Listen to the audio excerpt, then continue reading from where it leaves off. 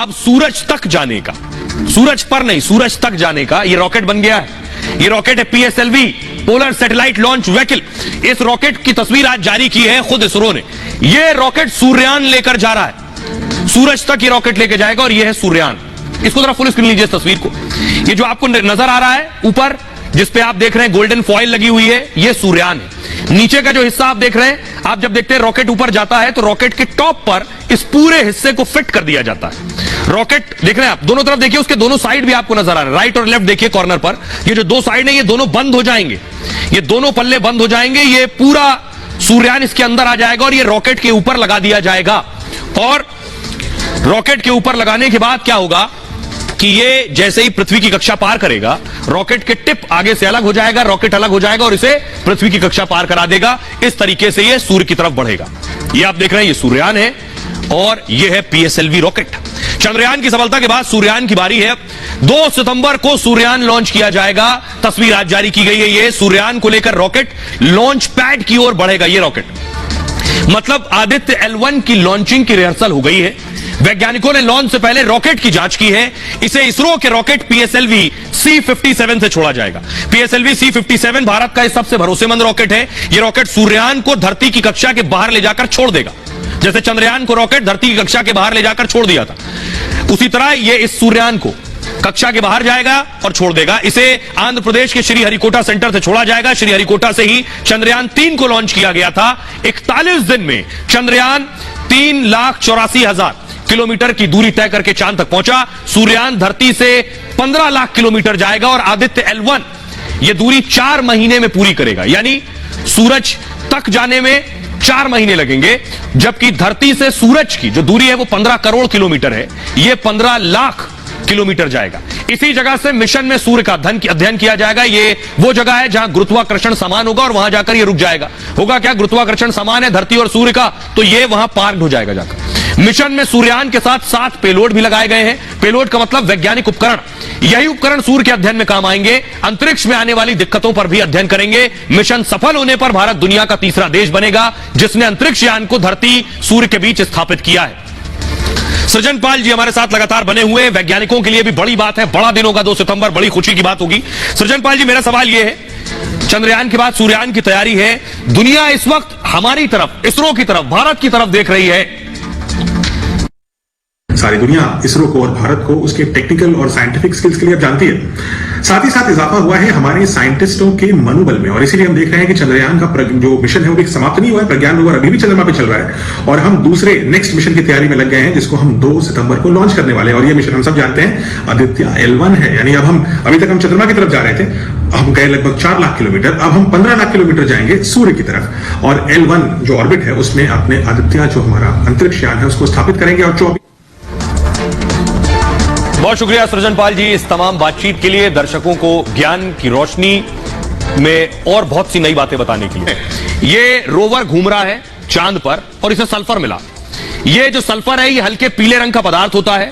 ये स्वाद और गंध रहित होता है। अब सल्फर क्या काम आता है?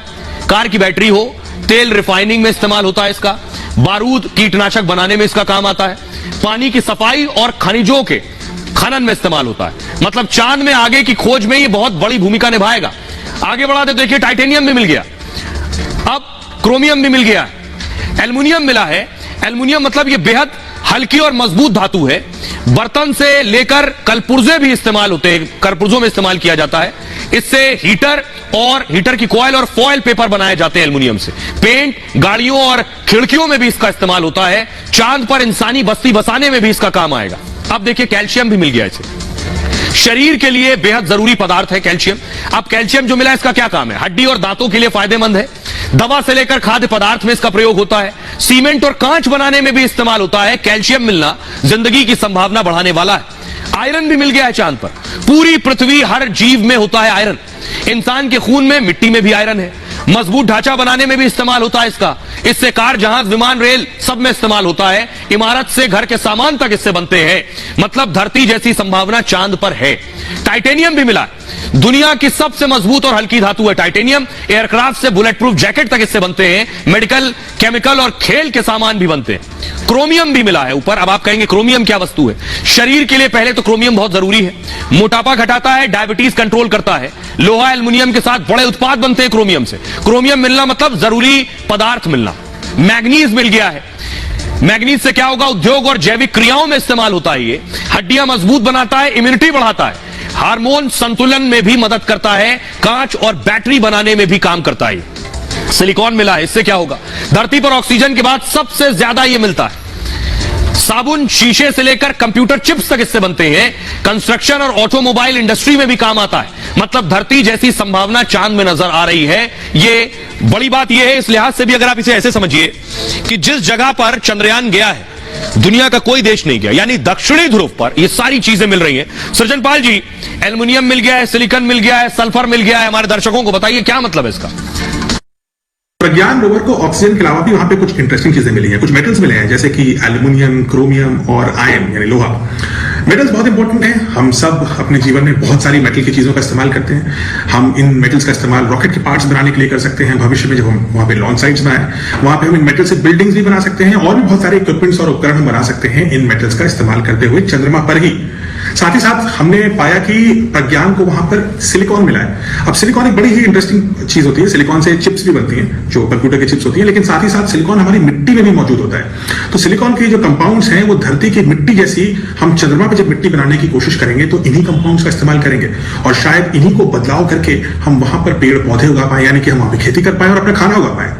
अब इसके साथ साथ एक तीसरी चीज जो वहां इंटरेस्टिंग मिली है वो है सल्फर। सल्फर जो चंद्रमा पर मिली है वो ये दर्शाती है कि बहुत साल पहले, लगभग 3 अरब साल पहले वहां पे ज्वालामुखी फटते थे और ये ज्वालामुखी फटते हैं, उसी की वजह से चंद्रमा की भीतर से सल्फर उसकी सतह पर आ गया है। ये एक इंपॉर्टेंट फाइंडिंग है और इससे भी भविष्य में आने वाली जो स्टडीज हैं, जो मिशन हैं, जो वहां रहने के भी मिशन कभी होंगे, उन सब पर इसका प्रभाव पड़ेगा। इसलिए ये बहुत ही इंपॉर्टेंट फाइंडिंग्स हैं जिसमें सारी दुनिया पैनी नजर लगाए रखी हुई है।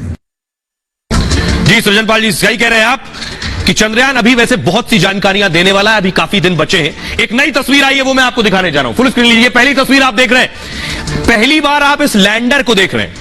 अब तक चंद्रयान पर लैंडर उतरने की कोई तस्वीर नहीं आई। इसरो ने यह तस्वीर जारी की है विक्रम लैंडर की। आप देख रहे हैं चांद की सतह पर लैंडर खड़ा हुआ है। इसकी तस्वीर किसने ली है? रोवर जो घूम रहा है चारों तरफ, उसने खड़े हुए लैंडर की तस्वीर ली है। चांद पर कहां खड़ा है, किस जगह पर लैंडर खड़ा है, ये वो तस्वीर आप देख रहे हैं। लैंडर खड़ा है और रोवर ने यह तस्वीर भेजी है। अब आपको बताता हूं कि आखिर यह जो तस्वीर भेजी गई है, यह इसरो में आई है तस्वीर। इस तस्वीर को कैसे पृथ्वी तक पहुंची है देख रहे हैं। यह तस्वीर इसरो में पहुंची है। यह तस्वीर भेजी है रोवर ने। प्रज्ञान रोवर चांद की नई तस्वीरें भेज रहा है। दरअसल वो चांद की सतह की अनदेखी तस्वीरें पहुंचा रहा है। रोवर ने विक्रम लैंडर की बेहद साफ तस्वीर भेजी है। लैंडर विक्रम चांद की सतह पर एक जगह खड़ा हुआ है, स्थिर है। इसमें विक्रम लैंडर के पैर साफ साफ नजर आ रहे हैं। उसमें लगे पेलोड यानी उपकरण भी दिखाई दे रहे हैं। इसरो ने इसे इमेज ऑफ द मिशन कहा है। मतलब चंद्रयान अभियान की यह सबसे खास तस्वीर है अब तक। प्रज्ञान ने विक्रम रोवर से कहा है स्माइल प्लीज, यानी जरा मुस्कुराइए। प्रज्ञान ये सब अपने खास कैमरों से कह रहा है और इसे प्रज्ञान रोवर की आंखें भी कहा जा रहा है। एक और तस्वीर देखिए। प्रज्ञान रोवर में 2 हाईटेक दरअसल नेविगेशन कैमरे लगे हैं, वो तस्वीरें भेज रहे हैं। एक कैमरा बाईं तरफ लगा है, दूसरा दाईं तरफ लगा हुआ। ये 2 कैमरे ही प्रज्ञान को आगे का रास्ता दिखाते हैं। प्रज्ञान इन कैमरों से तस्वीर खींचकर लैंडर को भेज देता है और लैंडर ये जानकारी इसरो को भेज देता है। कमांड सेंटर रोवर को आगे बढ़ने के संकेत देता है। एक बार में रोवर को 5 मीटर तक बढ़ने के संकेत मिलते हैं। उसके आधार पर ही प्रज्ञान रोवर रास्ता तय करता है। मतलब प्रज्ञान की आंखें चांद पर गड्ढे या चट्टान भी बताते हैं। ये तस्वीर देख रहे हैं, ये आगे जो गड्ढे और चट्टान है ये भी दिख गया उसको। 2 दिन पहले इस तरह रोवर गड्ढे में गिरने से बच गया था। आगे गड्ढा दिख रहा, चांद पर यह गड्ढा था और रोवर इसमें गिर सकता था। रोवर ने कैमरे से तस्वीर विक्रम लैंडर को भेजी थी जिसमें प्रज्ञान के सामने एक बड़ा सा गड्ढा था। तब विक्रम ने उसे फौरन रास्ता बदलने को कहा और इस तरह प्रज्ञान चांद पर बड़े हादसे से बच गया था। और अब अगले पड़ाव की बात करते हैं। अगला पड़ाव क्या है? अगला